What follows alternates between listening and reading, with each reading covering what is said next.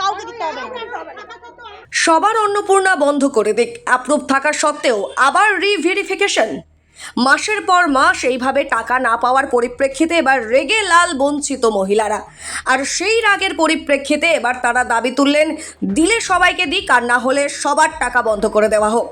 Fill up করা হয়েছে, আমাদের অ্যাপ্রুভও দেখিয়েছে, এখন দেখছে ফার্দার ভেরিফিকেশন। এটা কি জন্য দেখাচ্ছে? 3টে রুমের জন্য। আমাদের বোলপুরে কার 3টে রুম নাই? তারা সবাই পেয়েছে, আমরা কেন পাইনি? আমরা কেন অবঞ্চিত হব?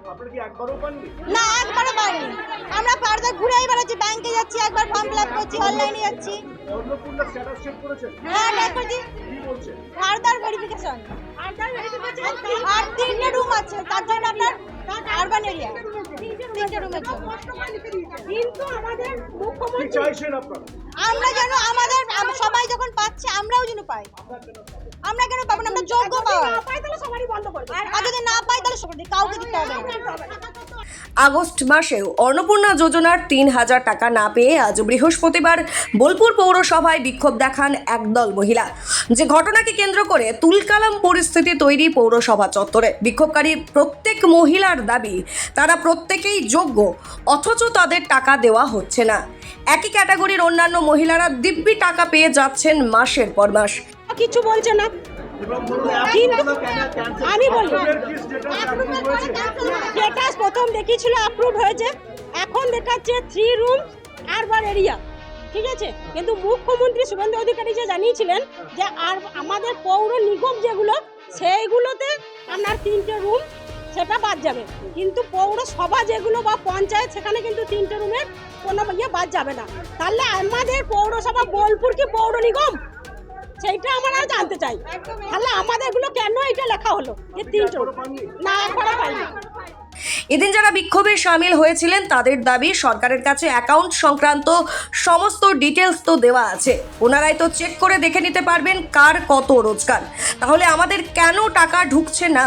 3টে রুম আছে, সেটা আমি আমার কেমনভাবে করেছি না করেছি সমস্ত ডিটেলস দেওয়া আছে, ঠিক আছে। দরকার হলে ওনাদের কাছে ব্যাংক ডিটেলস দেওয়া আছে, ওনারা একটু চেক করুক যে আমার কতটা কি ট্রানজ্যাকশন হয় না হয়, তাহলে ওনারা বুঝতে পারবেন যে আমি ঠিক কতটা পরিমাণে বড়লোক হয়ে গেছি। আমার ইনকাম অনুযায়ী আমি পাবো না, কিন্তু আমার পাড়ায় বলছি, আমার পুরো এলাকায় বলছি, সেখানে আমার মতো কয়েকশো লোক পেয়েছে, আবার পাইনি আমার ওই একই থাকা সত্ত্বেও। তাহলে আমরা কেন পাবো না সেটা বলুন, সেই উত্তরটা আমাদেরকে দিন।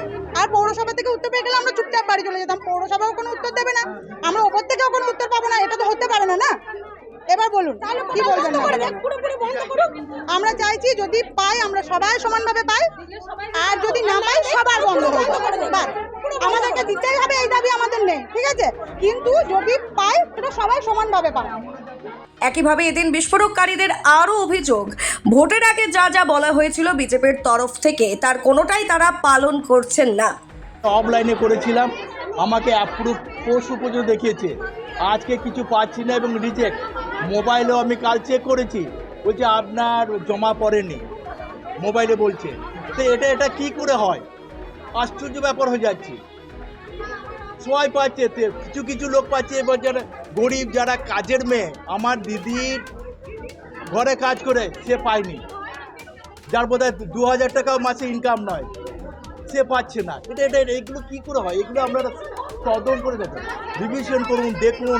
আপনারা প্রথমে কি বলেছিলেন যে আপনার লক্ষ্মী ভাণ্ডারটা ডাইভার্ট হয়ে অন্নপূর্ণা ভাণ্ডারে চলে যাবে, এটা সবাই শুনেছে এবং দেখেছে, টিভিতে বলেছে, এটা মোবাইলে বলছে, টিভিতে বলেছে, কিন্তু সেই কথাগুলো তার ঠিক রাখছে না।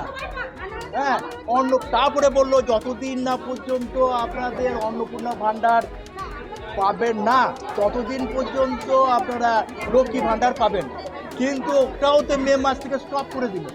তাও যদি মেয়েরা পেত আমার মনে হয় সবাই সন্তুষ্ট হতো। লক্ষ্মী ভাণ্ডার সেই মাস থেকে স্টপ করে দিল, কিন্তু আমাদের মাননীয় চিফ মিনিস্টার কী বলেছিলেন,